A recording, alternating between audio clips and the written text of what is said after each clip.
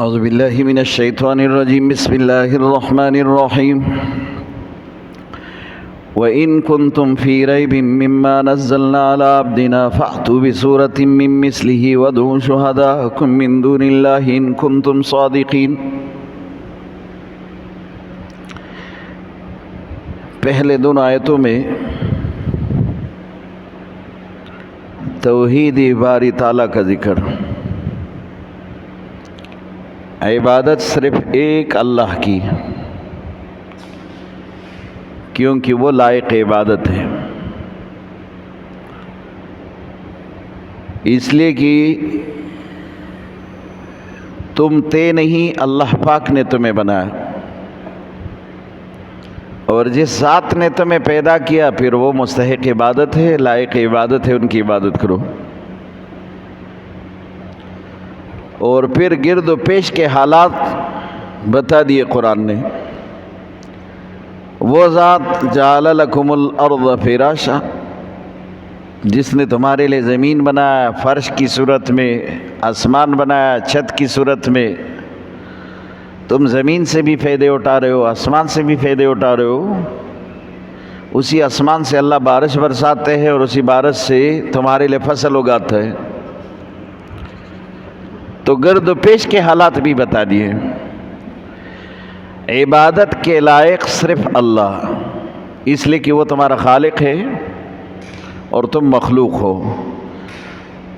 وہ خالق ہے تو سب سے بڑا محسن ہے، اور محسن کا احسان بھولنا اور یا بلانا، یہ سب سے بڑی غداری ہے۔ تو پھر اس کی عبادت کرو، کیونکہ اس نے تمہارے لیے پھر زمین بھی بنایا، آسمان بھی بنایا، اور تم زمین اور آسمان سے فائدہ اٹھاتے ہو تو اس کی عبادت کرو۔ اگلے دو آیتوں میں رسالت ہے، وہاں توحید باری تعالیٰ اللہ کی عبادت، اگلے دونوں آیتوں میں رسالت ہے۔ ان کنتم فی ریب مما نزلنا علی عبدنا، اگر تمہیں شک ہے کہ یہ کتاب جو ہم نے اللہ کہتے کہ ہم نے اپنے ایک بندے پر اتارا، جو یہ اللہ کا کتاب جو ہم پڑھ رہے یہ اللہ نے اپنے بندے پر اتارا، اگر تمہیں اس میں شک ہے کہ یہ کتاب محمد صلی اللہ علیہ وسلم پر نہیں اترا، تو پھر ایسا کرو، فَأْتُوا بِسُورَةٍ مِّن مِّثْلِهِ، ایک سورت تم بھی اسی طرح لے کر آؤ، مقابلہ کرو اس قرآن کا، کیونکہ وہ محمد جس نے یہ قرآن تمہیں سنایا، وہ سرزمین عرب پر بالکل امی، جو اپنا نام تک نہیں لکھ سکتا، اور وہ ایسے زمین پر جہاں نہ کوئی بڑی یونیورسٹی ہے، نہ کوئی بڑا تعلیم کا مرکز، اور اس نے 40 سال ایسے گزارے کہ وہ باہر گیا ہی نہیں، کسی مکتب میں پڑھا ہی نہیں، اور عرب کے لوگ ذہنی طور پر بڑے فصیح اور بلیغ شاعر ہے۔ تو اگر محمد شعر کی صورت میں یہ قرآن پیش کر کے آپ کو سنا سکتا ہے، تو پھر تم بھی تو عربی ہو، اور تم بھی تو بڑے فصیح ہو، اور وہ رسول اللہ خود شعر پڑھتا ہی نہیں ہے، نہ آپ کے مجلسوں میں وہ شعر پڑھتے، نہ شعر سے اس کا کوئی شوق ہے،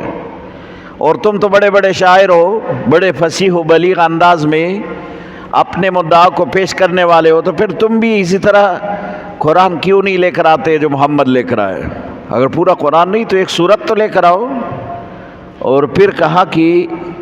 صرف تم نہیں، وَادْعُوا شُهَدَاءَكُمْ، حاضرین میں جو تم سمجھتے ہو کہ وہ لوگ ان کی پہنچ دور تک ہے، اور تم سمجھتے ہو کہ وہ لوگ قابلیت کے اعتبار سے بہت اعلیٰ معیار پر ہے، ان کو بھی ساتھ ملاؤ، یا جن کو تم پوجتے ہو، جن کو تم نے معبود بنایا، ان معبودان باطلہ کو بھی جمع کر دو، وہ بھی تمہارے ساتھ شامل ہو جائے، اور وہ اسی طرح قرآن لے کر آئے جیسے محمد صلی اللہ علیہ وسلم نے پیش کیا، اسی طرح ایک سورت لے کر آئے۔ ان کنتم صادقین، اگر تم سچے ہو تو چلو اس چیلنج کو قبول کر کے اسی طرح قرآن پیش کرو، نہیں پیش کر سکتے تو پھر مانو کہ یہ قرآن محمد صلی اللہ علیہ وسلم کا اپنا نہیں بلکہ اللہ کی طرف سے یہ نازل وہ قرآن ہے جو بصورت وحی جبریل لے کر آیا اور محمد صلی اللہ علیہ وسلم نے آپ کو سنایا۔ اور یہ بات یاد رکھو، عرب میں بڑے فصیح و بلیغ شاعر موجود تھے، ہر قسم کے وہ لوگ جو کہ عرب کے لغات کے بڑے ماہر تھے۔ انہوں نے بڑی ایک میٹنگ بھی کی ہے اور اس کا ذکر بھی رسول اللہ صلی اللہ علیہ وسلم نے کیا ہے۔ اس میں ان کے بڑے بڑے سردار جمع ہو گئے، عتبہ ابن ربیعہ جو کہ اس زمانے کے مالدار شخص تھے اور بڑے سردار تھے اور بڑے عمر کے بھی تھے، انہوں نے اس وقت یہ تجویز پیش کی، محمد صلی اللہ علیہ وسلم کو لالچ دے کر اس کے دین سے میں ہٹا سکتا ہوں۔ اور پھر ان کے پاس گئے وقت کی صورت میں، کہا کہ مال مطلوب ہے تو ہم تمہیں اتنا مالدار بنائیں گے کہ ہمارے پورے عرب میں تم جیسا کوئی مالدار نہیں ہوگا۔ سرداری مطلوب ہے تو ہم آپ کو اپنا بڑا بنائیں گے، آپ ہمارے حکمران ہو۔ رشتہ مطلوب ہے تو جس کا بھی چاہے، جس گھر کا رشتہ چاہے آپ کو مل جائے گا، یہ کام چھوڑ دو جو تم نے شروع کیا۔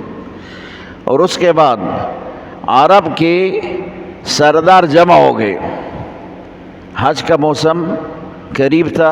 اور ان کو پتہ تھا کہ رسول اللہ صلی اللہ علیہ وسلم یہ اللہ کا کلام لوگوں کو سنائیں گے، وہ متاثر ہوں گے، حضور کا مجمع بڑھ جائے گا۔ تو انہوں نے باقاعدہ طور پر ایک پلاننگ کی کہ لوگ آئیں گے، ہم ان کو کہیں گے کہ ابو جہل بھی تھا اس مجلس میں، ہم کہیں گے کہ محمد صلی اللہ علیہ وسلم ساحر ہے، ہم کہیں گے یہ شاعر ہے، ہم کہیں گے یہ مجنون ہے، ہم کہیں گے، سب کے مشورے آئے اور پھر خود ہی رد کر دیے کہ ہم اگر کسی کو کہیں گے مجنون ہے اور یہ محمد صلی اللہ علیہ وسلم اپنا کلام پیش کریں گے تو مجنون ایسا کلام تھوڑی پیش کر سکتے، وہ کہے گا کہ یہ مجنون نہیں ہے، یہ تو پکا سچا بالکل صحیح سلامت آدمی ہے۔ اگر ہم کسی کو کہیں گے شاعر ہے تو قرآن بالکل شعر کے طرز پر ہے نہیں، ان کے قافیے تو شعر کے ساتھ نہیں ملتے، لوگ کہیں گے کہ عرب کے لوگ تو بڑے بڑے شاعر ہیں، وہ خود ہی سمجھیں گے کہ یہ تو شعر ہے نہیں۔ پھر ہم کہیں گے کہ یہ محمد صلی اللہ علیہ وسلم جادوگر ہے، تو لوگ تو جادو کو بھی سمجھتے، لیکن ان کے پاس اس کے علاوہ کوئی اور جملہ نہیں بنا۔ کہا کہ بس لوگوں کو یہ کہیں گے کہ محمد صلی اللہ علیہ وسلم امی تو تھے، کوئی پڑھے لکھے نہیں تھے، لیکن یہ جو کلام پیش کر رہے یہ صرف جادو کے ذریعے ایسا کرتے، اور یہ جادو ہے جو لوگوں پر کیا ہے۔ تو اللہ کہتے ہیں کہ اگر تم اس قرآن کو نہیں مانتے اور یہ تسلیم نہیں کرتے کہ یہ اللہ کا کتاب ہے، تم بھی لے کر آؤ ایک سورت ان کی طرح تم بھی پیش کرو۔ اور پھر اگلے آیت میں کہتے فَإِن لَمْ تَفْعَلُوا، اگر یہ کام تم نہیں کر سکتے، اور کہتے وَلَن تَفْعَلُوا، ہرگز آپ نہیں کر سکو گے، یہ کام نہ تم کر سکتے ہو نہ ہرگز تم کر سکتے ہو، فَاتَّقُوا النَّارَ الَّتِي، تو پھر اس آگ سے ڈرو، وقودها الناس، جس کی خش و خاشاک کے ایندھن بھی یہی لوگ ہوں گے۔ جہنم کا یہ آگ لوگوں سے جلایا جائے گا، گویا کہ اس کا ایندھن ہی لوگ ہیں، انسان ہیں۔ والحجارہ، اور دنیا میں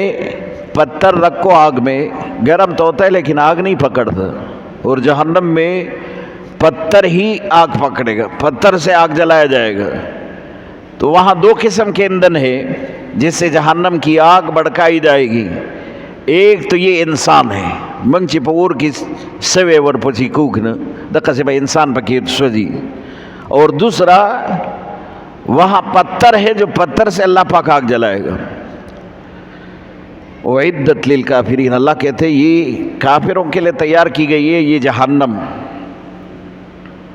اس سے ان لوگوں کا وہ عقیدہ جو کہتے جہنم ہے ہی نہیں اور اب جہنم کا وجود ہی نہیں، وہ عقیدہ اس پر بھی رد ہے۔ اعدت، یہ جہنم تیار کی گئی ہے، اور یہ کیسے تیار؟ للکافرین، کافروں کے لیے یہ تیار کی گئی، اب سے تیار ہے۔ یہ جہنم کہاں ہے؟ رسول اللہ صلی اللہ علیہ وسلم سے پوچھا گیا، رسول اللہ صلی اللہ علیہ وسلم نے فرمایا کہ زمین کے تہہ میں ہے۔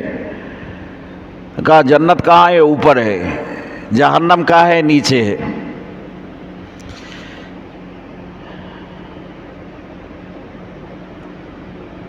اگلی آیت میں ان لوگوں کا تذکرہ ہے جو اپنی زندگی کو اللہ کے حکم کے مطابق اور ان اصول کے مطابق گزارے جو ان کے لیے وضع کی گئی، اس قانون کے تحت جو ان کے لیے بنایا گیا،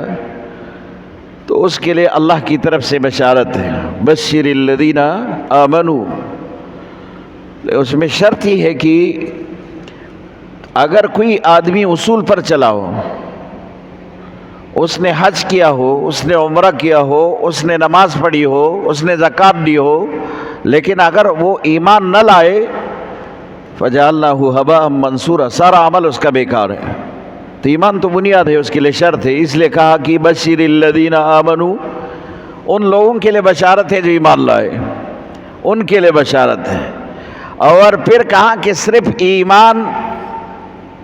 یہ بھی نجات کے لیے کافی نہیں، نجات کا ذریعہ تو ہے لیکن کافی نہیں ہے، کیونکہ اگر ایمان کے ساتھ عمل صالح نہ ہو تو ایمان بھی کبھی کمزور ہو جاتا ہے، بیکار ہو سکتا ہے۔ اور یہ میں نے کئی دفعہ آپ کو کہا کہ ایمان کی مثال اس تنے کی طرح ہے جو درخت کا مضبوط تنا ہو، اور عمل صالح اس کی شاخ ہے۔ شاخ کاٹ دو، تنا باقی رہ سکتا ہے لیکن کمزور ہو جائے گا، کیونکہ تنا تو شاخ سے مضبوط ہوتا ہے، شاخ کے ذریعے پانی جڑ میں جاتا ہے۔ اگر یہ شاخ آپ نے کاٹ دیا تو تنا بیکار ہو جائے گا، کمزور ہو جائے گا، اور کبھی تیز ہوا اور طوفان آیا تو یہ تنا بھی گر جائے گا۔ اسی طرح ایمان کی حالت ہے، اگر عمل صالح اس کے ساتھ نہ ہو تو ممکن ہے کہ ایمان اتنا کمزور ہو جائے کہ پھر ایک دھکے سے وہ گر جائے، نکل جائے بدن سے، ایمان خارج ہو جائے۔ تو کہا کہ اگر تم عمل صالح کرو ایمان کے بعد تو ان لہم جنات تجری من تحتها الانہار، تمہارے لیے وہ نہریں، وہ باغات ہے جس پر اللہ نے نہریں جاری کی۔ اور حدیث میں آتے ہیں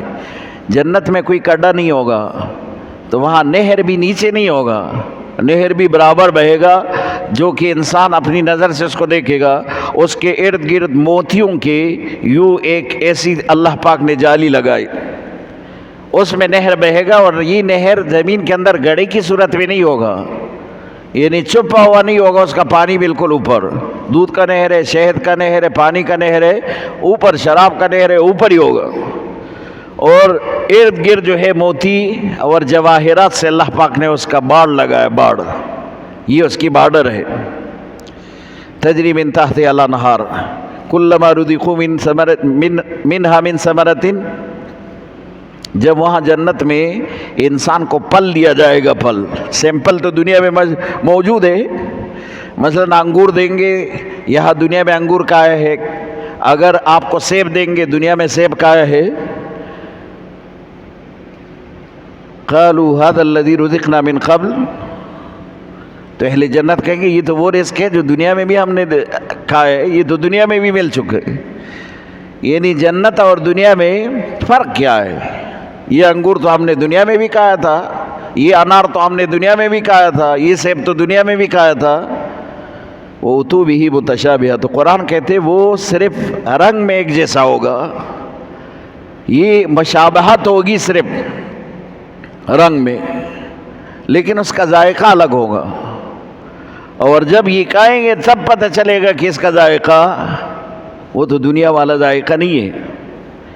اور پھر حدیث میں آتا ہے کہ انار کے جتنے دانے ہیں نا، ہر دانے کا الگ ذائقہ ہوگا، یہ نہیں کہ سارے دانے ایک جیسے ہوں گے۔ یہاں اگر ایک انار آپ نے کاٹ دیا، کھٹا ہو تو کھٹا سارا کھٹا، میٹھا ہو تو سب میٹھا، وہاں ہر دانے کا الگ ذائقہ۔ انگور کے ہر دانے کا الگ ذائقہ، متشابہہ، صرف رنگ میں ایک جیسے ہوں گے لیکن ذائقے میں ایک جیسے نہیں ہوں گے. ومنگ تو ترجمہ کولا چی یو شانی پر رنگ کی اور نہیں یو شانی پر خوان کی، دادا نہیں ماننا. رنگ ایک جیسا ہوگا لیکن اس کا ذائقہ الگ ہوگا. وَلَهُمْ فِي أَزْوَاجٌ مُطَهَّرَةٌ، اور جو بیویاں ان کو دی جائے گی وہ بھی پاک صاف.